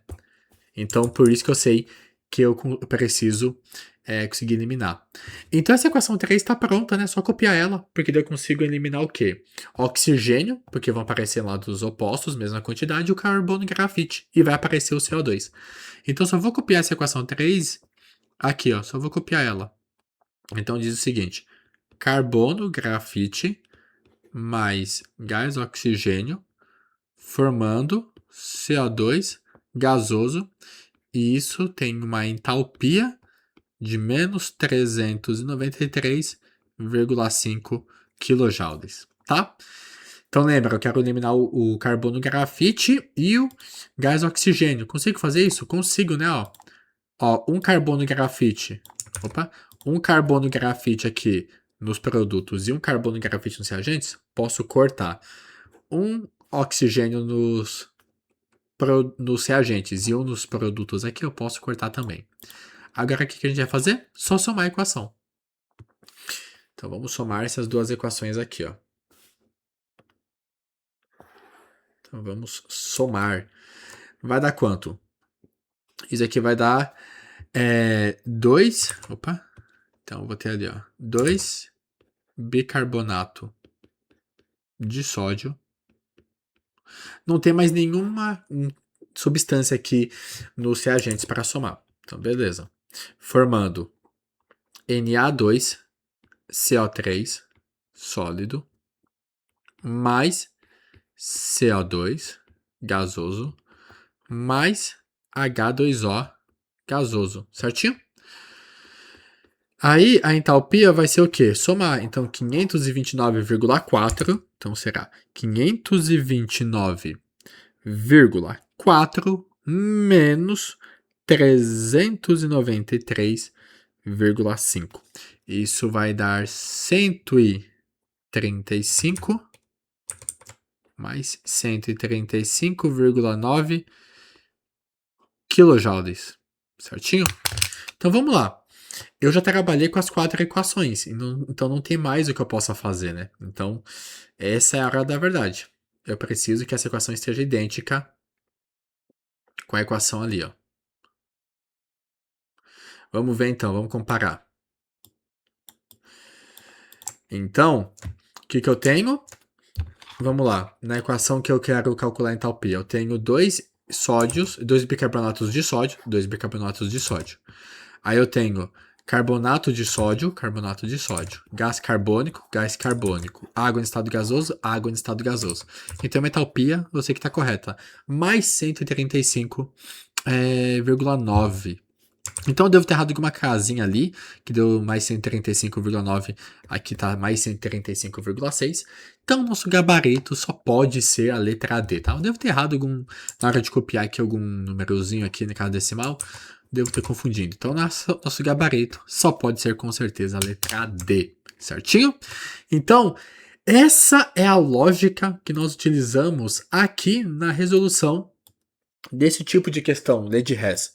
Então, qual que é a nossa base? A nossa base é sempre essa. Você vai pegar, a partir de equações parciais, conseguir trabalhar com elas, somar as equações, fazer alguma coisa, invertê-las, para que você consiga chegar naquela equação que você tanto quer calcular sua entalpia, certinho? Então, o que você vai fazer? Praticar muito para que todo esse processo fique muito claro para você. E aí, lembrando, qualquer dúvida também, você pode voltar essa aula quantas vezes você quiser, até sedimentar bastante, tá? Esse assunto aqui ele vai voltar no próximo tema, depois de termoquímica, que será a cinética química, velocidade das reações. Então, nós vamos ver de novo alguns pontos aqui de lei de Hess. E é um assunto que sempre cai nos vestibulares paulistas, na FUVEST. Então é muito importante que você domine muito bem isso, certo? Foi um grande prazer estar com você aqui nessa aula, onde trabalhamos lei de Hess com a resolução de questões. Não deixe de praticar muito e te vejo na nossa próxima aula. Estado padrão das substâncias. E aqui nessa aula nós terminamos o nosso estudo de termoquímica. E eu deixei essa parte de estado padrão das substâncias por último, porque é a parte mais tranquila, tá? Então, se você acha um pouco cansativo fazer todas aquelas contas, seja na parte de energia de ligação, ou então principalmente na parte da lei de Hess, né? Onde a gente tinha diversas equações aí, tinha que estar trabalhando com elas até conseguir chegar naquela equação que eu queria. Se você achou essa parte cansativa, agora vai ser uma parte bem tranquila, tá? Então, até provavelmente essa aula vai ser mais enxuta, justamente porque é o finalzinho aqui da parte de termoquímica, tá? Mas, a partir de agora, principalmente, os conteúdos que a gente está vendo, que a gente está vendo hoje, boa parte dos conceitos a gente vai levar até o final do curso, tá? Então, em assuntos mais pra frente, nós vamos ainda trabalhar com ideias aqui de termoquímica, tá? Quando nós chegarmos em uma das últimas partes dessa parte de Química 3, que será a parte de equilíbrio químico, né? Um dos últimos conteúdos que a gente vai estudar aqui, a gente ainda vai ver o conceito de reação endotérmica, reação isotérmica, lá aplicado em uma determinada situação. Então, isso que é legal, porque a partir de agora esses conteúdos são tão importantes que eles vão ser levados basicamente até o final do curso. E o próximo conteúdo também, ele vai beber muito disso que a gente aprendeu, que é a entalpia envolvida em uma reação química, como que tudo isso acontece. E aí, para terminarmos então, nós terminamos essa parte de termoquímica estudando o estado padrão das substâncias, que é o quê? A variedade alotrópica mais estável da substância em seu estado mais comum a 25 graus Celsius e 1 atm.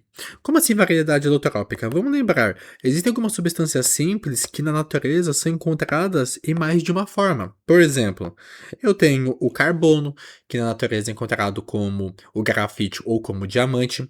Eu tenho fósforo, que pode ser o fósforo branco ou fósforo vermelho. Essas são algumas das formas alotrópicas que substâncias simples podem ser encontradas na natureza. E aí a forma alotrópica mais estável, né? Porque, por exemplo, quando a gente pega o fósforo branco, ele é extremamente instável, tá? O fósforo branco, ele é tão instável que ele entra em combustão espontaneamente. Então, só em contato com a atmosfera, com o oxigênio da atmosfera, ele já pega fogo. Tanto é que o fósforo branco precisa ser armazenado em água, justamente para não sair explodindo tudo. Então, já o fósforo vermelho, que é o que a gente usa na caixa de fósforo, né, por exemplo, no fósforo, ele não é. Ele é inflamável, obviamente, né, porque pega fogo, porém não é tão fácil assim, então é muito mais estável. Então, aqui nós vamos nos preocupar com a forma alotrópica mais estável da substância. E o que vai ser? Quando a gente fala estado padrão nas substâncias, a gente quer sempre trazer para essa ideia de energia. E aqui a gente vai falar da energia associada à substância química no seu estado padrão. E isso vai facilitar muito porque nós vamos fazer estabelecer alguns pontos que vão nos facilitar bastante o nosso cálculo da entalpia das reações. Quer ver um exemplo? Imagina que eu te dou essa reação aqui, ó. Carbonato de cálcio, ele está formando óxido de cálcio e mais gás carbônico. Nós vimos que existem diferentes formas de calcular a entalpia disso. Talvez eu te dê uma série de outras reações e com base nas outras reações a gente pode talvez calcular a entalpia dessa reação, que é a nossa ideia que a gente viu lá na lei de Hess. Uma outra forma também seria pela energia de ligação, que a gente acabou de ver como que funciona o cálculo. Porém, uma outra forma também seria pelo estado padrão das energias, das entalpias envolvidas em cada um dos componentes aqui. Por exemplo, eu estou saindo aqui do carbonato de cálcio, né, formando óxido de cálcio e gás carbônico. A variação de entalpia de uma reação. Vamos lá, variação delta é sempre final menos inicial. Então, ΔH nada mais é do que a entalpia dos produtos menos a entalpia dos reagentes. Tá. Dito isso, o que nós temos? A entalpia dessa reação, então, o seu ΔH, pode ser dado como a entalpia dos produtos menos a entalpia dos reagentes. Nesse caso, a entalpia dos produtos vai ser igual a quê? A entalpia do óxido de cálcio mais a entalpia do dióxido de carbono. Essa é a energia total do sistema ali para os meus produtos. Então, a entalpia vai ser a entalpia dos produtos, que é a entalpia do óxido de cálcio mais do dióxido de carbono, menos a entalpia dos reagentes, que nesse caso é a entalpia do carbonato de cálcio. Certinho? Beleza. E quando eu falo a entalpia do óxido de cálcio, a entalpia do dióxido de carbono, qual que é essa ideia aqui? A entalpia padrão de uma substância, ah, guarda isso basicamente, não tenta entender muito profundamente isso daqui que acaba sendo um pouco mais complexo do que isso. Mas, de maneira básica, que a gente parece entender, que a entalpia é a energia daquele composto. É a energia daquele composto. E por que que eu crio essa definição de estado padrão da forma holotrópica mais estável? Porque é o seguinte, quando eu tenho substância simples, o que foi padronizado é o seguinte, a entalpia de substância simples é zero. Então, a entalpia do gás hidrogênio, do mercúrio, do carbono grafite, que é a forma holotrópica mais estável, essa substância simples tem entalpia padrão de formação? Zero. Isso é colocado como um padrão, na sua forma mais estável. Veja, por exemplo, aqui a entalpia padrão do gás hidrogênio é zero. Já do gás hidrogênio em estado líquido não é zero. Por quê? O gás hidrogênio é mais estável no estado gasoso, no estado líquido não. Então, a entalpia padrão é zero para a substância simples no seu estado padrão mais estável. Então, gás hidrogênio no estado gasoso, mercúrio no estado líquido, carbono, grafite, né, forma holotrópica do grafite, eles têm entalpia zero. Já caso não esteja na sua forma mais estável, a entalpia, essa energia, é diferente de zero. E por que isso facilita nosso cálculo da entalpia? Por quê? Eu consigo calcular a entalpia de uma reação com lei de Hess, com energia de ligação. Beleza. Mas vamos supor que eu quero saber a energia de uma substância. Com o estado padrão eu consigo descobrir. Então eu consigo calcular o ΔH de uma substância, de uma reação. E aí quando eu souber o ΔH, eu sei que, vamos supor que o ΔH, por exemplo, aqui é de mais 400 kJ. Esse é o ΔH dessa reação, vamos supor. Eu sei que esse ΔH é a entalpia do óxido de cálcio mais do dióxido de carbono. Vamos supor que o óxido de cálcio e o dióxido de carbono fossem substâncias simples no estado padrão mais estável. Não são substâncias simples, obviamente, mas vamos supor que fossem. Se elas fossem, estivessem no estado padrão mais estável, eu sei que a entalpia delas padronizada é zero. Então aqui é zero. Logo, qual que é a entalpia do carbonato de cálcio? Aí seria menos a entalpia dele, então vai ficar o menos aqui, menos 400 kJ. Então, essa ideia foi definida com um dos propósitos de me permitir calcular a energia associada a uma substância, certo? A uma substância. E aí, quando eu coloco o padrão mais estável com entalpia zero, isso me permite o cálculo mais rapidamente, certo? Um exemplo, ó. Vamos pegar esse exemplo aqui, ó. Ele pede para você... Essa é a reação que eu quero mostrar, essa aqui mesmo. Eu tenho assim, ó. O gás hidrogênio, reagindo com o gás oxigênio, forma água em estado líquido. E a entalpia dessa reação é de menos 28,5 kJ para cada mol de água formado. Beleza. Eu sei que a entalpia dessa reação é o quê? A entalpia dos produtos, que nesse caso é a entalpia da água, certo? Menos a entalpia dos reagentes, que é a entalpia então do gás hidrogênio e do gás oxigênio. E eu sei que então essa variação de entalpia da reação, que é justamente a entalpia dos produtos menos a entalpia dos reagentes, eu sei que é menos 28,5 kJ, que foi a entalpia já fornecida pela questão. Beleza? Então vamos lá. O que eu sei? No estado padrão, e a questão te dá isso daqui, tá? No estado padrão, a entalpia do gás hidrogênio é zero. A entalpia do gás oxigênio é zero. Beleza. E aí, o que eu sei então? A entalpia dessa reação é igual ao quê? A entalpia da água no estado líquido menos a entalpia do gás hidrogênio. Porém, o gás hidrogênio está no estado mais estável, então essa entalpia é zero. Então esse H aqui do gás hidrogênio é zero. E o gás oxigênio também está no estado padrão. Então a entalpia dele é zero. Então a entalpia dizer que é zero. Agora pensa comigo então. Você tem a variação de entalpia da reação é a entalpia padrão da água, estado líquido, menos a entalpia disso daqui, do gás hidrogênio e do gás oxigênio. Esses são zero. E você sabe que a entalpia dessa reação ele te forneceu é menos 28 kJ para cada mol. Logo, a entalpia da água menos zero mais zero dá zero, né?